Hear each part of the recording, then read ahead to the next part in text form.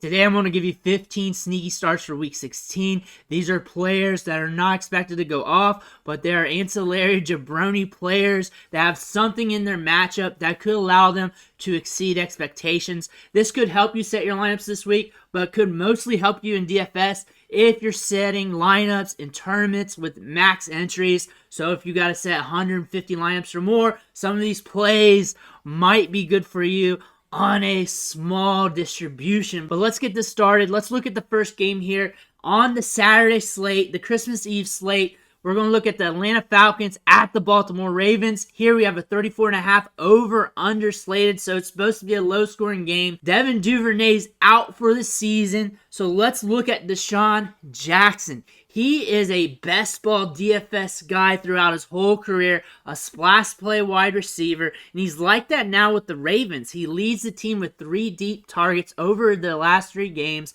This makes him a splash play because if he connects with one, then you're going to get some points out of that, and that's what we're expecting. Outside of that, we know where the ball's going in this game, and it's going to be a low-scoring matchup, so let's shoot for upside with this play if we're going to do a sneaky start. Going to our next matchup here, it's the Buffalo Bills at the Chicago Bears. We got a 40 over-under, and we're going to roll with James Cook, running back for the Buffalo Bills.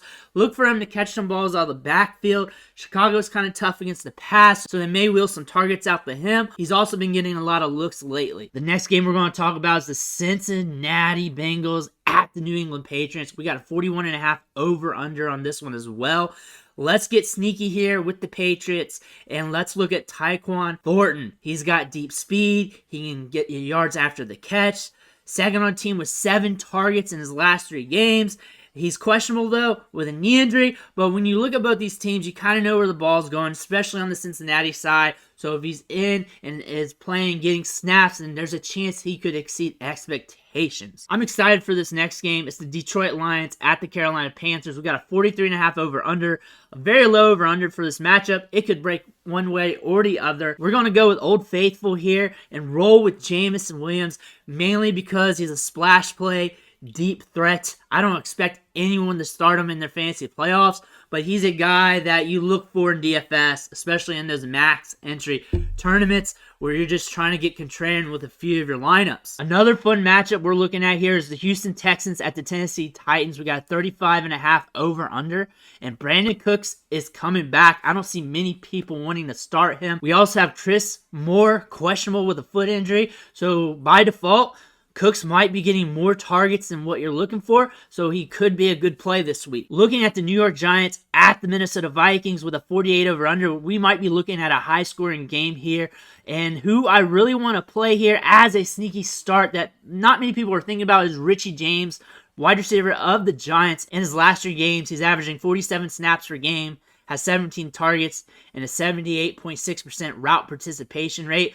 What makes him intriguing is the Vikings are allowing 278 passing yards per game, so the volume could be there. Another game I'm looking forward to seeing here is the New Orleans Saints at the Cleveland Browns with a 32 over-under. A very low one there. This is expected to be a very low-scoring game.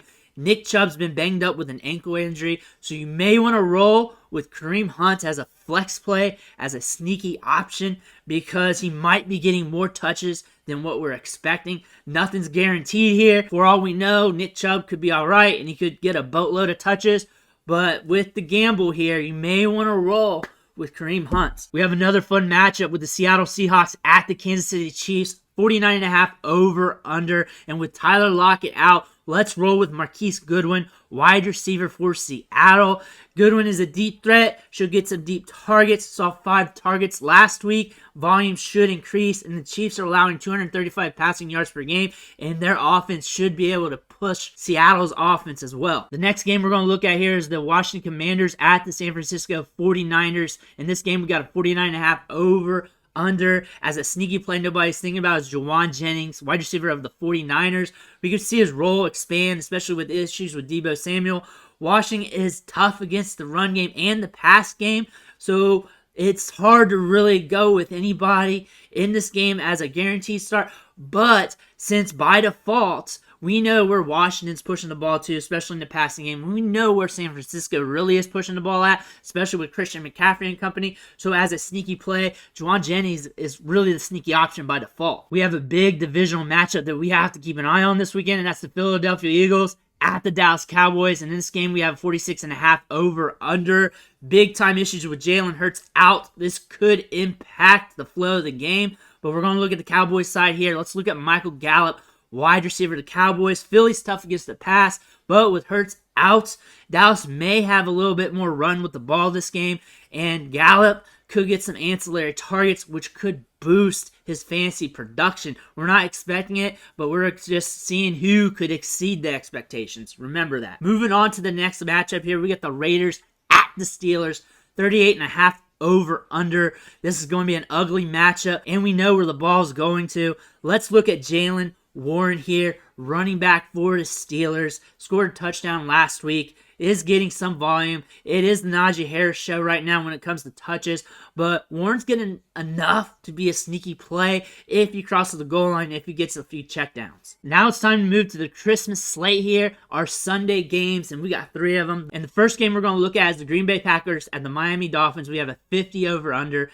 and I want to look at the Packers side, and we're looking at Romeo Doubs, their wide receiver. He's back from injury. Got some targets last week with 5 of them. Miami's allowing 246 passing yards per game. He was hitting when he was healthy, so we could see more volume coming back this week, making him a sneaky option. The next game we're going to look at is the Denver Broncos at the Rams, 36.5 over under. And we're going to be looking at Tutu Atwell in this matchup. In his last 3 games, he's seen 267 air yards. He's getting a lot of deep targets, seeing a 22% target share on 18 targets.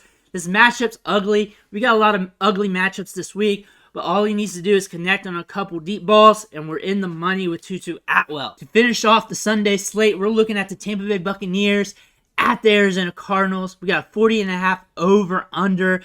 Really hard to peg a sneaky start here, but let's look at Russell Gage, wide receiver for the Bucs here.